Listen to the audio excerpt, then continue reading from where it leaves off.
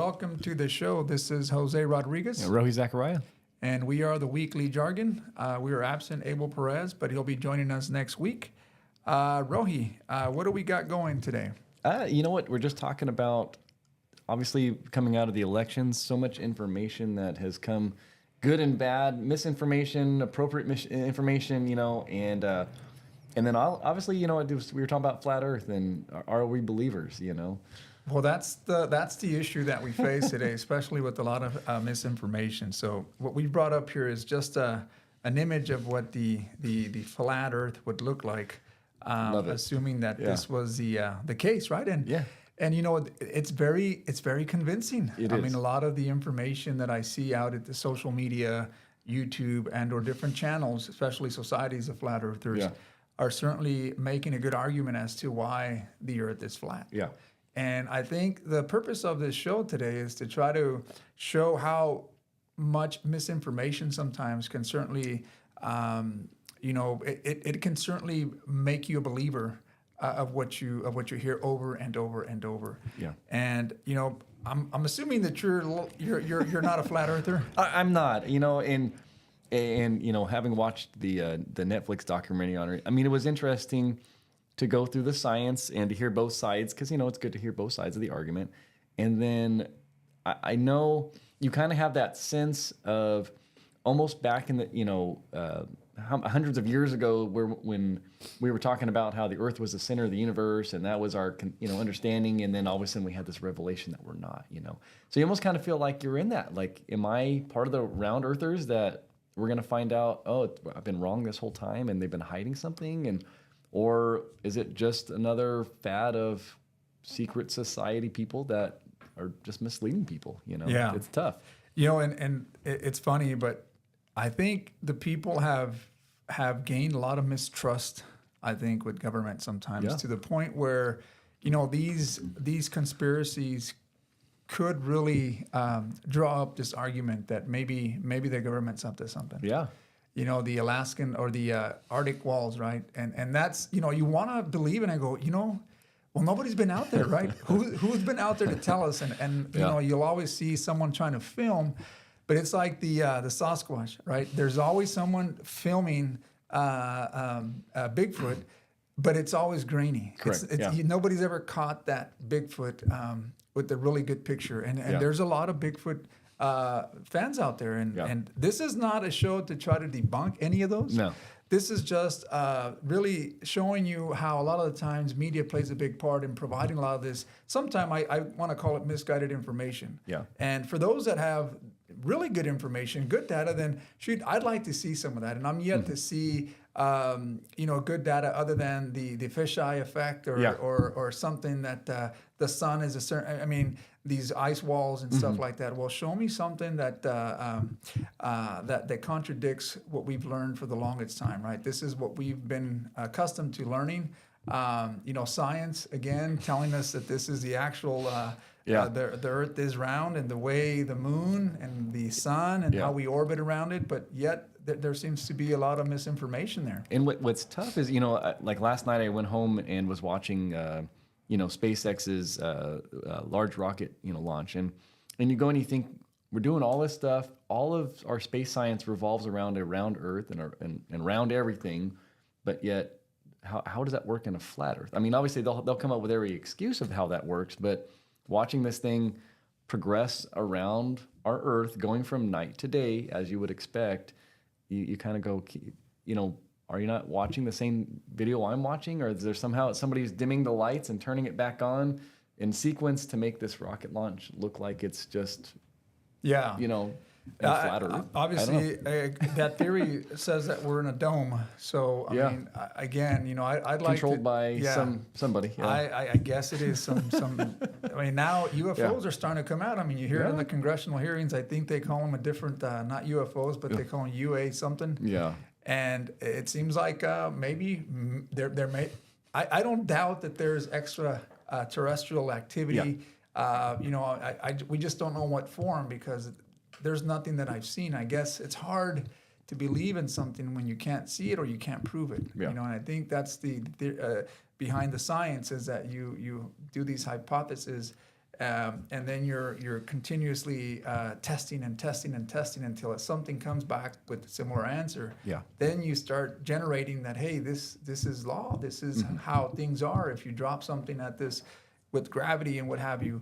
And although there are theories to some degree, we can see the outcome of it over and over and over. These formulas that are built to try to find out whether light bends, whether or not. And again, it'd be hard to go against that science. And I haven't seen anything to really overcome my belief that we're still in a round Earth. I mean, but it's very tempting. And then again, I think this is why we came back to the misinformation. Yeah. And we wanted to make this segment more about what's really going on sometimes in our news, how they can shape our opinion. Yeah. We were just talking about a proposition here in California also, Prop 32, right? And give us some so I mean, insight on that. If you bring up the article that we were just looking at, it was amazing because obviously, the elections ended a couple weeks ago as far as the official elections, and since then, if you want to bring up that other article that we were looking at, I've been inundated for the last couple of weeks where, like this one shows, minimum wage increases are coming from millions of Americans, and you read into it, and it's been pushing, since this one, just 5 days ago that, Prop 32 passed, and we should be expecting, this wage increase. But what's confusing is that we're getting all of these, and then if you go and you follow the election results, it was very clear that it was not passing. It was close, but it was not passing. So you really have to, you have to wonder that, well, if it was never passing, why are we spending so many articles day after day telling people to get ready for this pay increase? Is it because we want people to be mad when it doesn't pass? Or is it conditional to say, well, next time around, maybe it will pass because we're kind of getting you ready for it, like it should have passed, but is there, do we distrust the voting system here, So, and I think this is where, to your point, where even if you don't win this time around, you push the narrative so much to the point where people will believe that it did pass. Yeah. And this is where a lot of the misinformation comes, right? Obviously, we're looking at the state's voting results here. And Yeah. it seems like the minimum wage is, at the moment, 50.8% says no. Yeah, and what's misleading with that, I mean, I know it's hard on this page that we're on right now, but it would make you feel that if you were to show California, there would be a mix of red and blue. But when you bring up the actual voting map for this, it was very clear that 90+% of California geographically said no.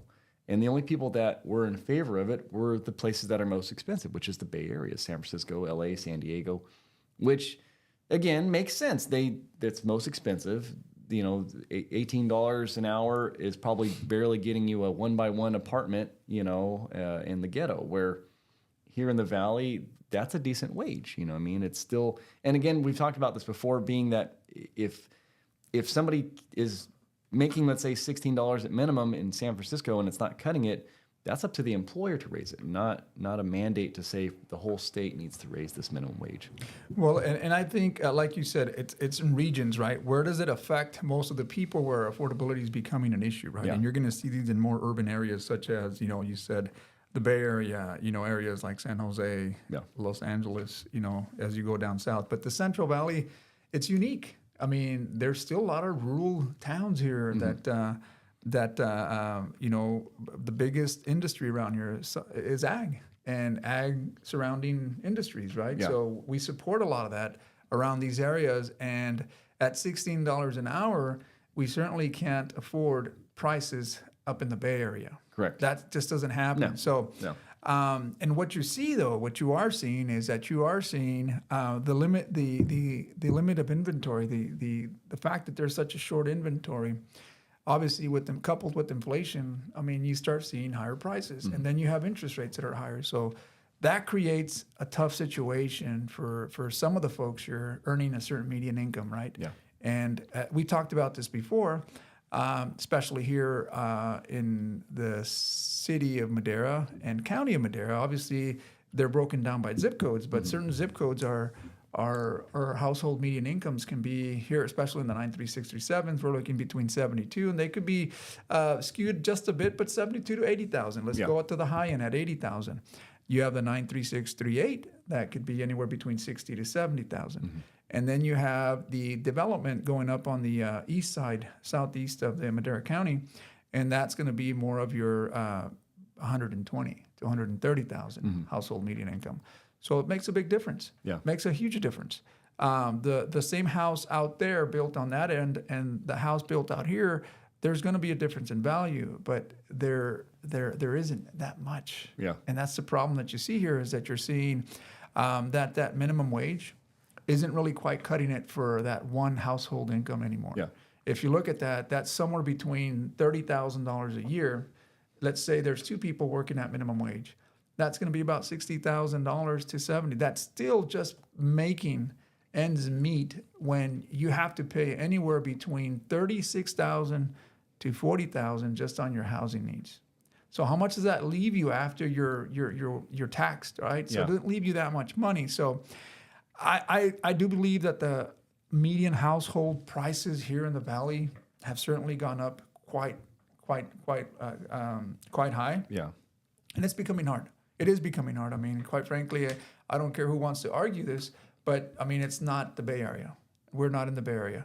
So I think regions, like you said, I think that should be dictated by your region, right? Maybe this area here up in the San Francisco Bay, maybe it does require that the minimum wage bump up to $18, only because the cost of living up there is so much higher. Yeah. But you have areas that are rural, more, driven by ag.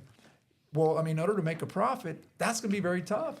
Yeah, I think that's going to be but very, the point very. of that is to say that if I'm hiring if minimum wage is 16, and if I put an ad out, and I'm only offering 16, if it doesn't get filled, then I will as a business owner naturally rise that. We have an earthquake going on here in California. Hold on, everyone. Well, we're looking at the actual screen here, Rohi, and look at the actual screen. Yeah. If you look at the actual screen, you see that the raise of minimum wage here, and how many people. I mean, it's divided really nearly like half. It's neck to neck.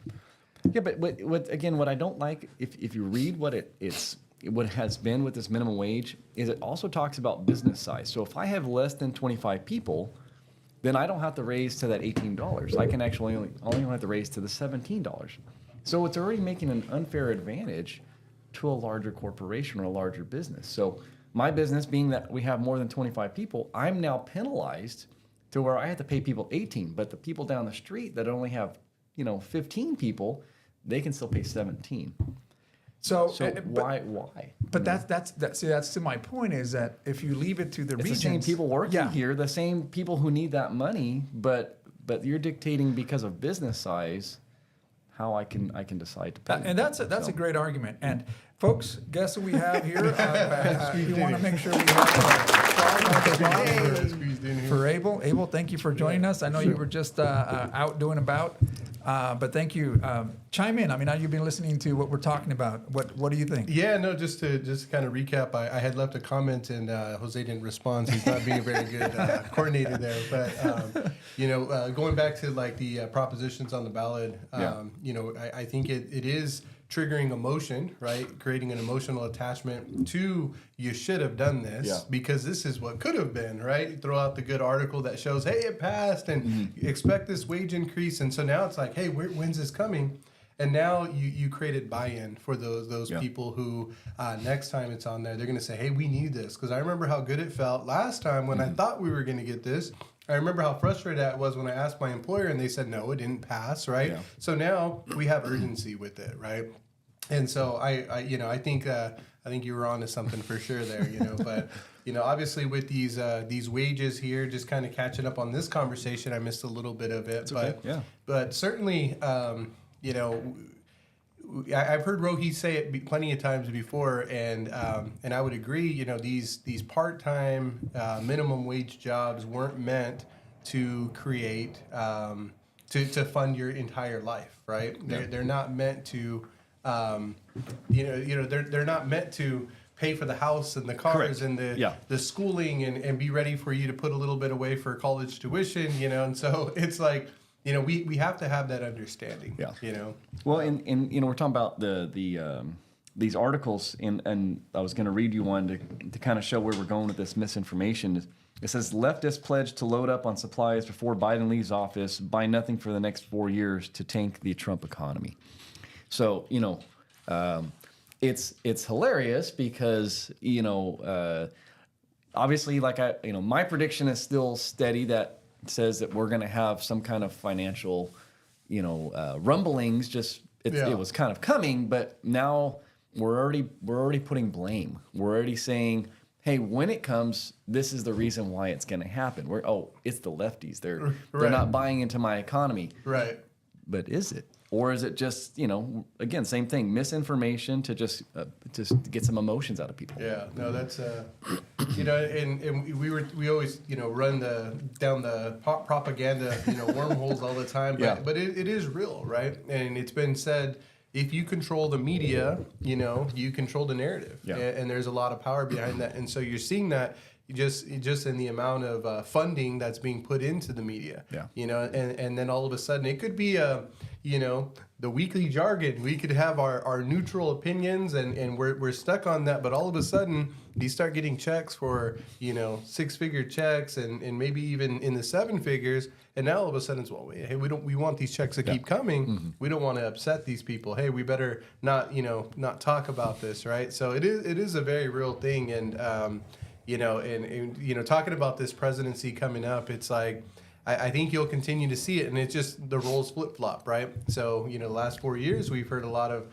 blame from the right, and, you know, now it'll go to the left, and it just, but then, you know, Jose, you, as an elected official, you could probably imagine that type of friction or, you know, give and pull. It creates a long process and the inability to be effective or make change, right?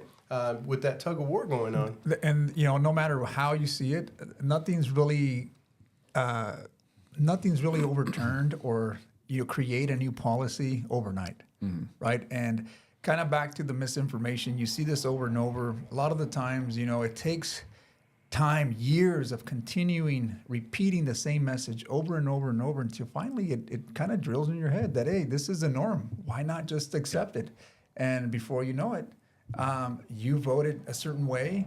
You've decided that this is better for the economy. You've decided that, hey, maybe it's right. We should increase the minimum wage. Yeah. And again, for me, I think it's more, and I say this again, especially with the minimum wage, I think it really affects regions more than others, right? Yeah. Like you said, I mean, certain costs of living in the Bay Area and down south, certainly different than here. But what I was telling Rohi earlier is that you also get a lot of misinformation when it comes to the economy. And you hear it all the time. If you walk into Facebook or you jump into YouTube, you'll hear 2 different sides.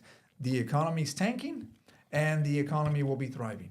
And which one do you believe? Where do you side on that, right? But it's continuous, repeated messages that the economy is going to tank, that the housing is going to crash, and this is going to happen. And you hear it. So at some point, you start trying to pick little pieces of it, and you said, well, you start making your own version of it, but you start believing a certain narrative.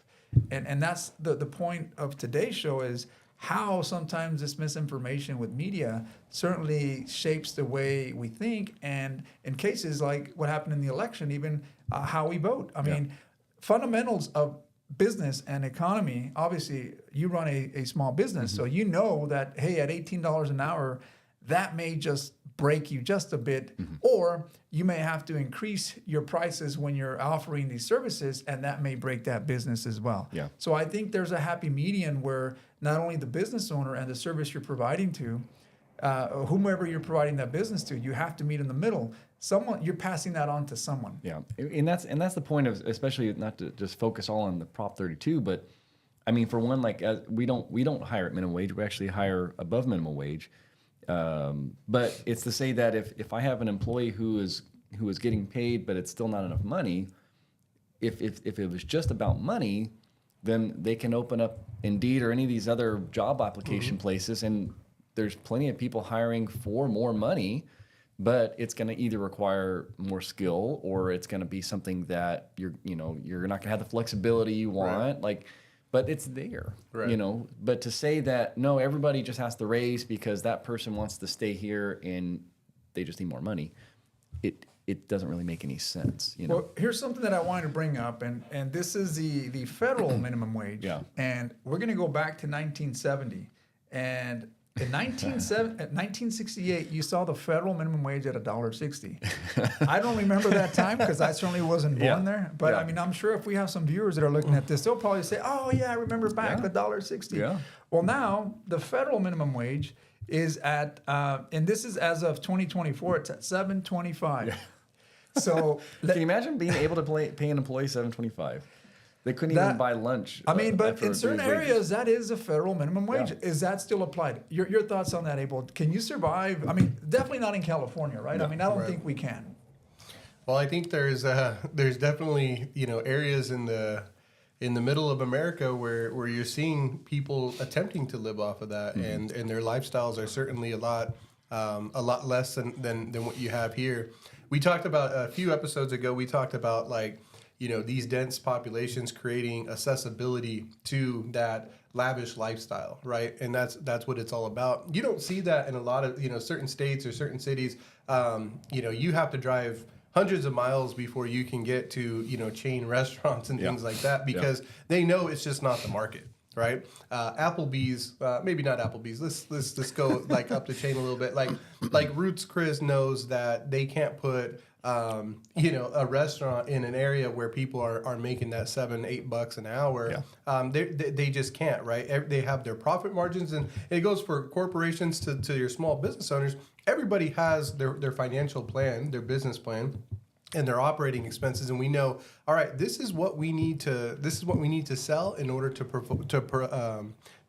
be able to pay for these type of expenses. So it just doesn't work, right? And so you try to roll that over into California, and that person, I mean, you might as well just collect unemployment at that point. Yeah, but I feel like with because we say California, and I feel like what's happened especially when you look at that federal minimum wage, is we've almost made what it used to be when we would talk about like places like Mexico, where you would say, I can take $100 and I can go live for like a month in Mexico and eat the best food and the best everything because of all this money I'm bringing over. And I feel like America's kind of doing that. We have this great divide where we say, go to California, you make your money, and then you can take your $1 million home that's a little shack and you can go move out east and basically buy a whole town, And we just created this like, huge diversity of the rich and the poor.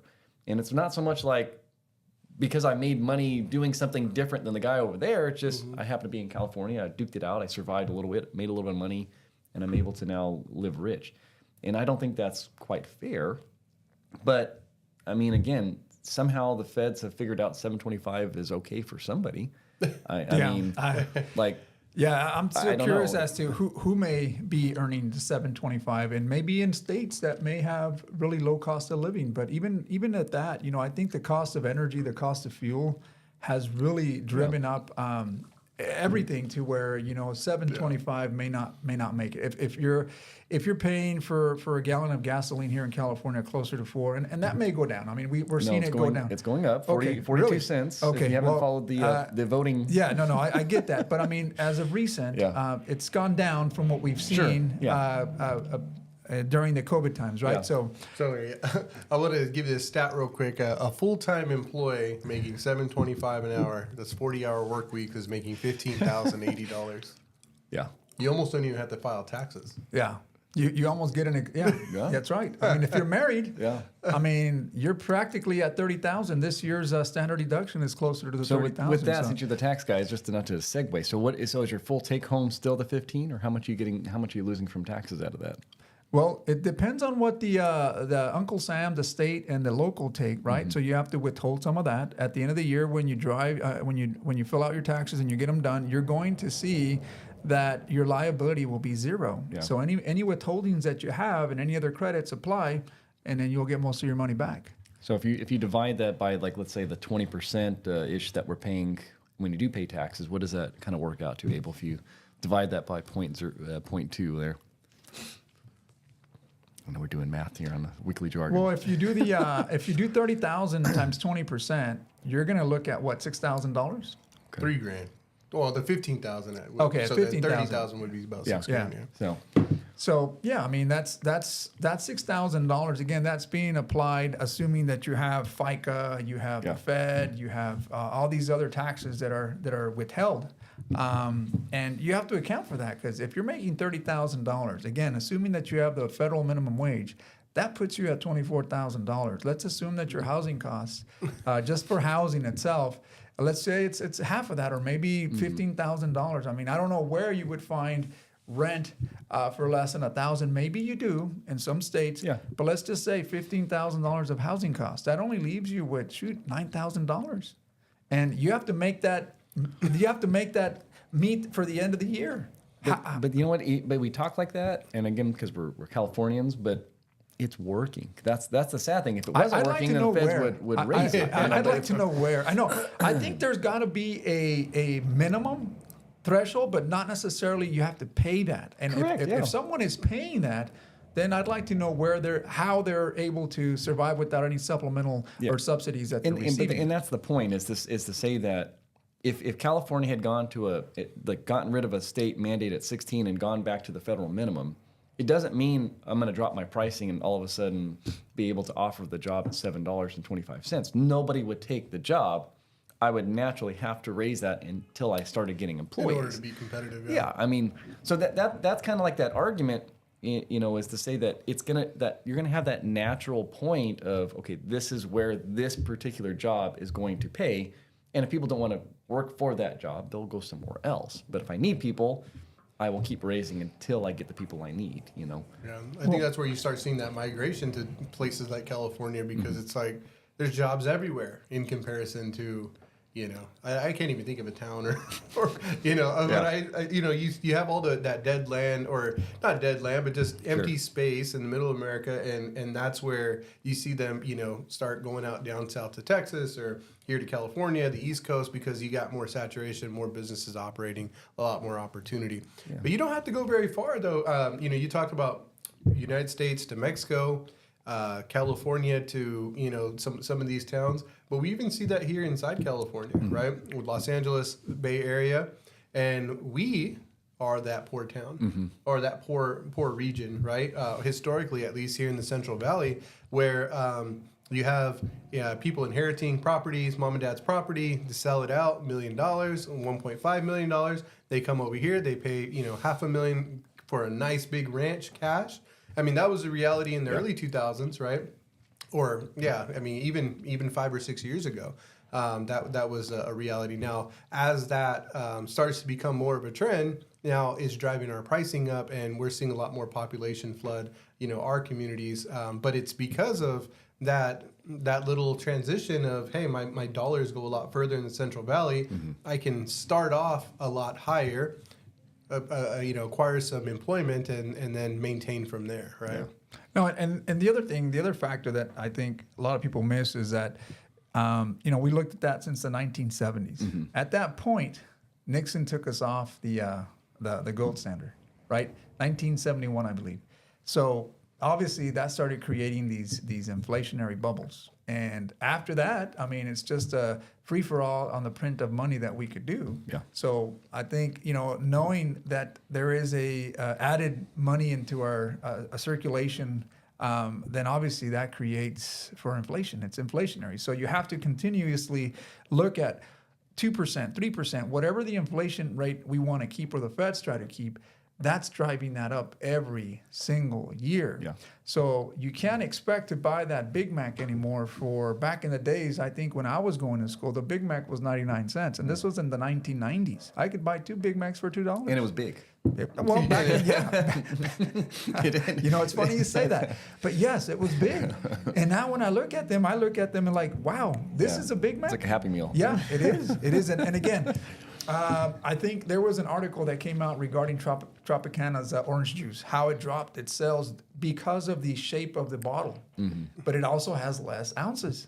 So people are getting smart and saying that the Tropicana standard, I don't know if it's half a gallon, was like the shaped, right? Yeah. Like a vase. and now it's just like another, just like what you get for is it a half gallon of milk?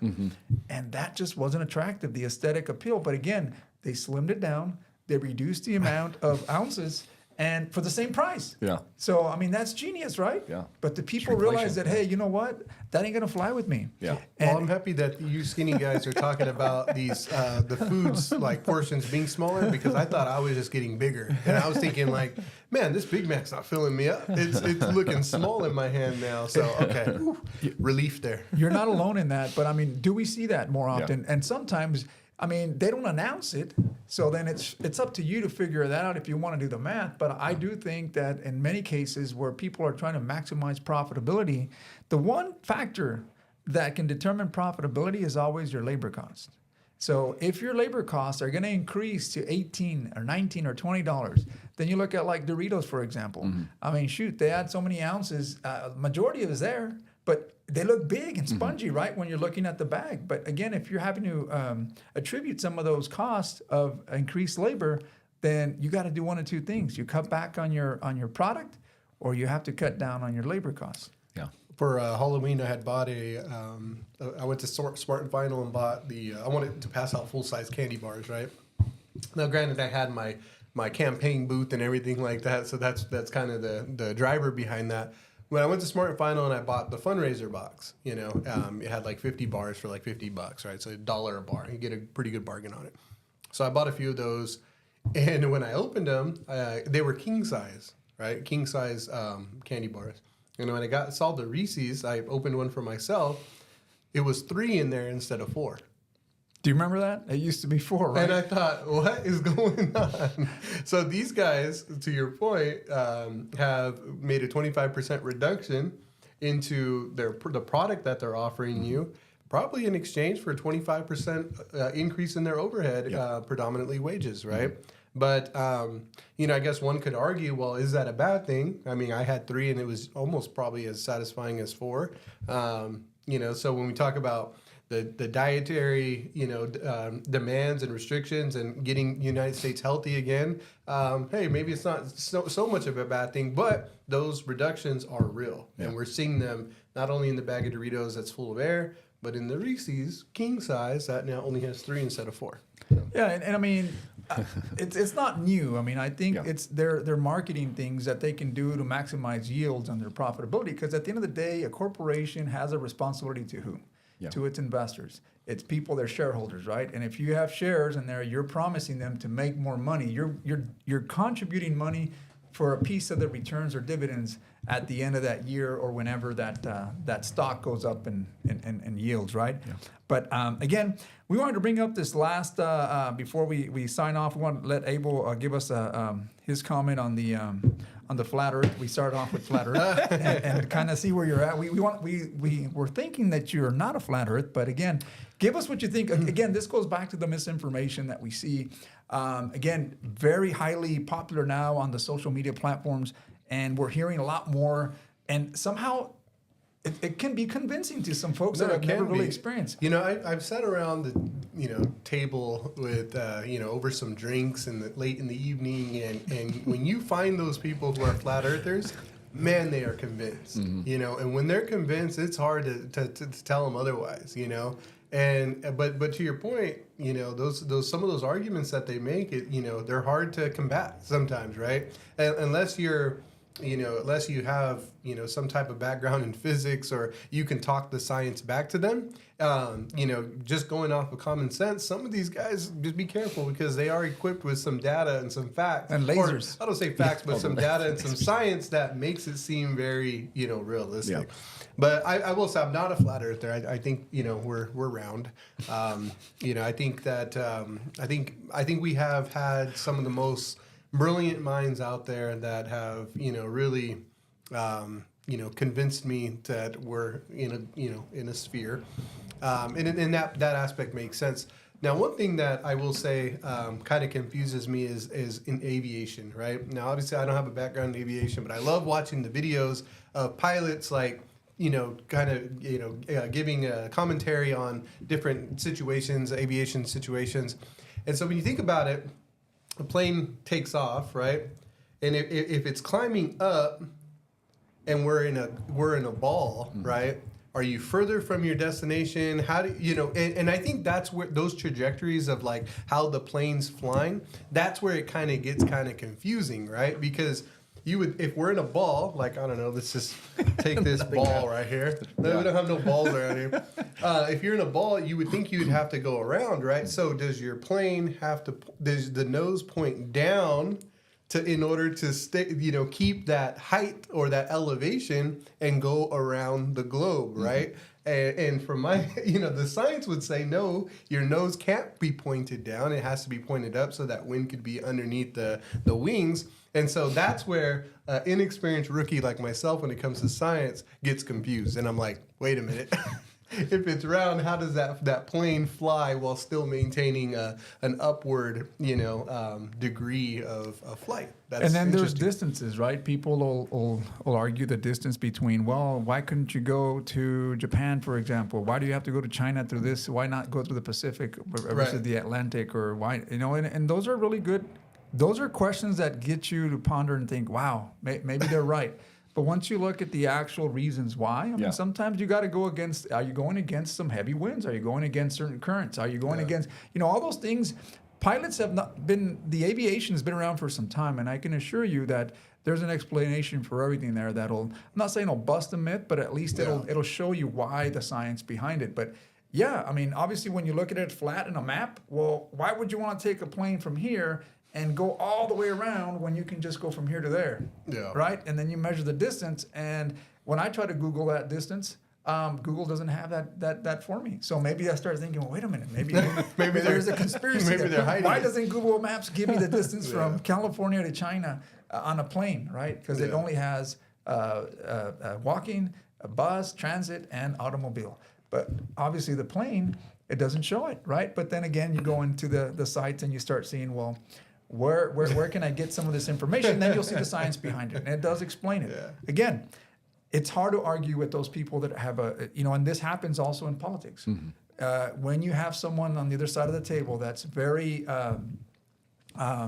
he's grounded on that belief, there's no reason for a debate there that you're not going to convince the other person. You both can provide good arguments around it, but you're not don't think that you're going to persuade that guy that already has, or that person that already has those beliefs instilled and grounded to that.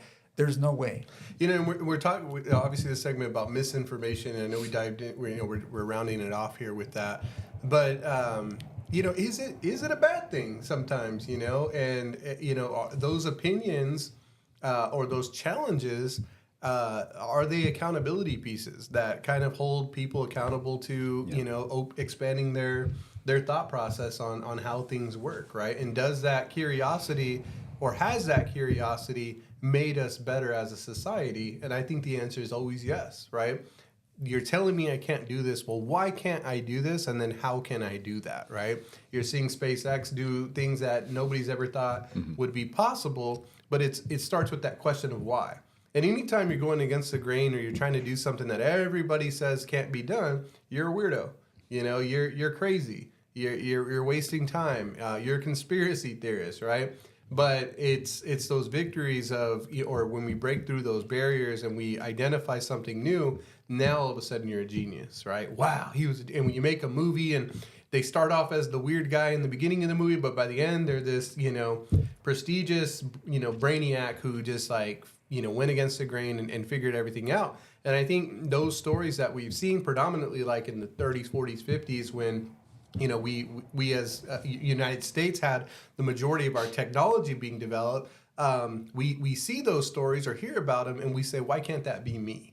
And sometimes it does lead to people becoming off the wall and generating these radical ideas of weirdness. But hey, it makes us better. Nobody believed Nikola Tesla, right? Right. And here you are, a lot of his back then experiments and or theories that he had, we're starting to utilize them in a way that no one would imagine, especially when it comes to electricity and what have you. He invented so many different things, right? But they saw him as a crazy person also, right? J.P. Morgan, shut him down. Yeah. A lot of conspiracies there. Right? Yeah, Roy has a couple of his own, and sometimes it's good to hear him, and I have to pay close attention because when he talks about the stocks, he ain't messing around. Well, that'll pretty much wrap up this discussion. Abel, thank you for joining us again. Round of applause for you. But it's good to see the three Jargoneers here again. I hope we do this every week, and we're bringing new content to you. But let us know if you'd like to have something new. If you are dropping comments, I apologize. This is probably like one of 3 comments that we get. We're starting to grow our base, and we hope to maybe bring out topics that may appeal to you. So with that, anything else you guys want to add? No, I'm good. No. All right. Like, subscribe, help us out, get the word out that this channel is active, and we are certainly open to discussing topics that interest you most. So our viewership is you have the opportunity to be one of our top viewers just by simply participating. And there you go. So with that, thank you again.